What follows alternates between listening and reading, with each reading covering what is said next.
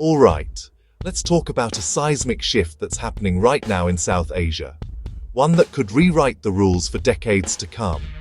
India, for years seen as a rising giant, just made a series of moves that are turning heads around the world. I'm talking about their brand new mega deal with the European Union, signed in January 2026. After nearly 20 years of back and forth, India and the EU finally inked a free trade agreement and a security partnership. So, why does this matter? Well, together, they're forming an economic bloc that covers 2 billion people and a mind-blowing $27 trillion in market value. That's a quarter of global GDP, no joke. For the everyday person, this means goods, like cars, wine, and even medical equipment, could soon get a lot cheaper and easier to buy between the two regions. Indian exports, think textiles, pharmaceuticals, jewelry, are about to get a massive boost, thanks to the EU slashing tariffs on almost all Indian goods. And for Europeans, tariffs on over 96% of their exports to India are being phased out, saving billions every year for European businesses. But this is way more than just money.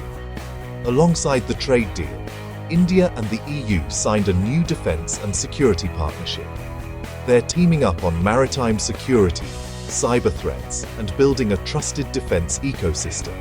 Essentially, India's gaining the tools and connections to boost its military strength and strategic independence. And here's where it gets interesting. India's not putting all its eggs in one basket. Despite pressure from the US to cut ties with Russia, India's still sourcing military hardware from Russia, while also shopping for American fighter jet engines and missiles. This multi-alignment game means India is hedging its bets, staying flexible, and never getting too dependent on any one partner. So, what does all this mean for South Asia? India's newfound economic muscle and defense ties make it a power broker in the region. It's creating jobs, attracting investment, and building up its own defense industry with the Make in India push. And by diversifying its allies, India's better equipped to handle surprises, whether it's trade wars, supply chain shocks, or rising competition from China. Bottom line, India's megadeals aren't just about trade or tanks. They're about shifting the center of gravity in South Asia.